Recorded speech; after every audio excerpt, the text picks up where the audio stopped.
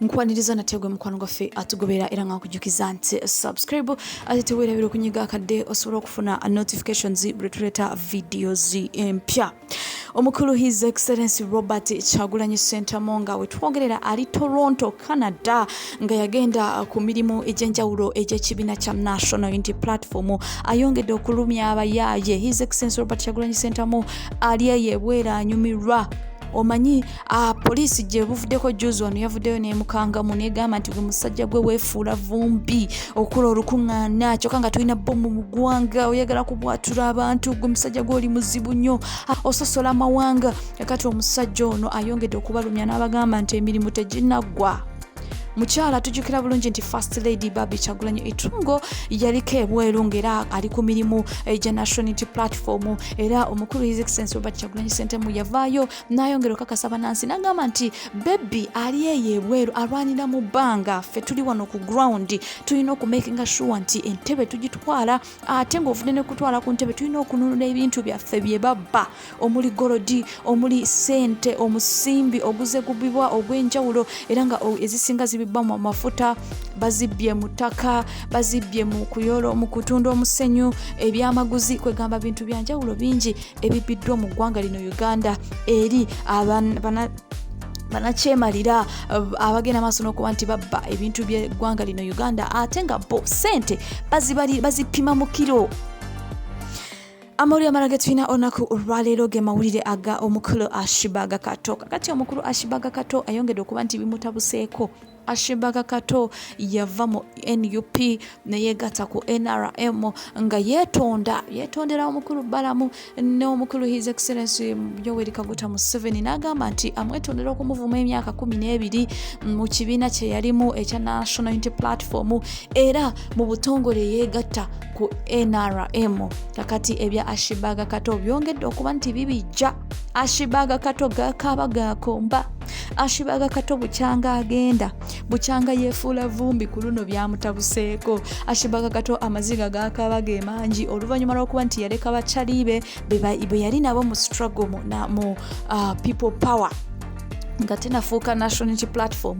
Kati Ashbarg Kato yazeemu okukakasa n'agamba nti ye ssaawa yonna NRM agivaamu olw'ensonga nti obwavu bumuluma, talina ssente, talaba kyakabi, talaba kyakola. Ate Ashbarg Kato okuva we yeegatta ku NRM following yagifiirwa, alina following ku social media, abantu bangi baali bamumanyi kwegamba yali blogger ow'amaanyi ku social media, naye oluvannyuma lw'okuba nti yava mu NUP neyeegatta ku NRM ebintu byamutabukako era Ashbarg Kato ebintu bye si birungi.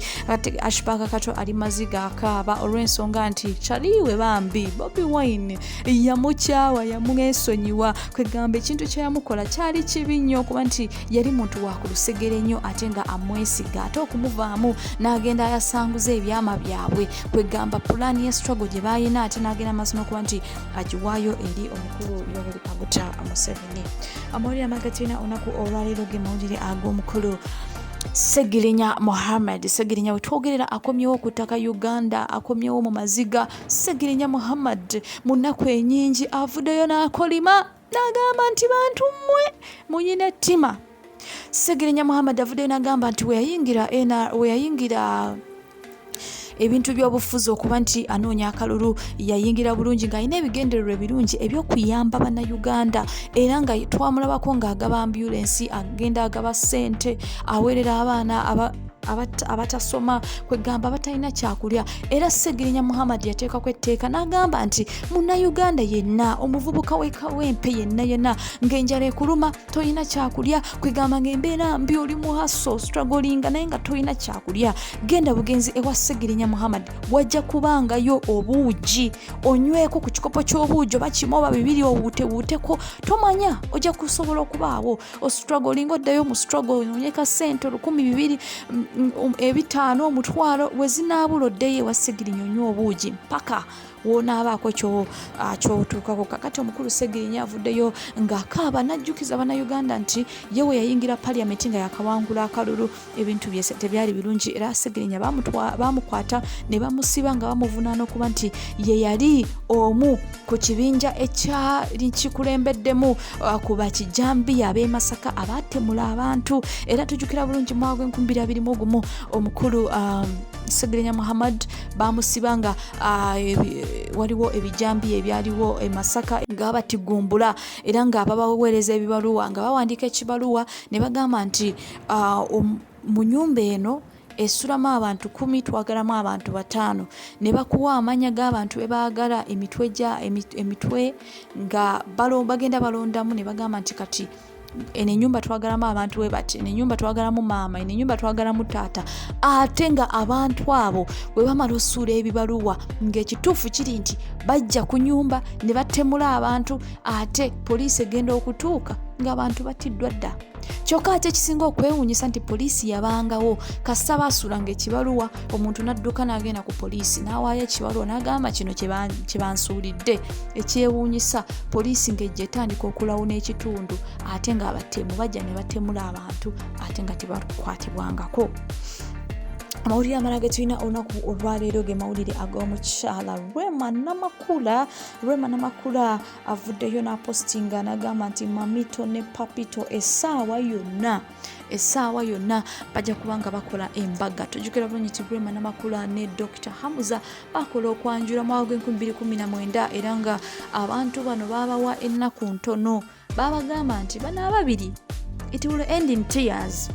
Ne tulinda omwaka ogwasooka, ne tulinda ogwokubiri, ne tulinda ogwokusatu, wuuyo bagenda kola embaga. Abantu abali basuubira nti it will end in tears, kakati be bagenda ogakaaba olw'ensonga nti kati ssaawa ya mbaga, ssaawa ya kulya kimmere. Amawulire amalala olunaku olwaleero ge mawulire ag'omuvubuka ono omuto Champion Gudo press conference. Champion Gudo era nga kigambibwa nti Champion Gudo ayagala kuzimbira maama ennyumba. Kakati Champion Gudo mu bitiibwa ebingi avuddeyo mu conference n'ayongera okakasa abantu nti abadde balowooza nti Champion Gudo amala gawanika mweriko mwekka. Champion Gudo avuddeyo n'omukulu Alien Skin ne bakola conference, era nga eno ebadde ya concert gy'ayina okuba nti azimbira mami ennyumba. Tuve ku biri ebya taata, omusajja omukulu alemesa omwana omuto ayagala okuzimbira taate, ayagala okuzimbira maama ennyumba, ekintu ekyamulema ng'omusajja ate ayagala kulemesa omwana ayagala okituukako. Stay tuned, don't forget to subscribe.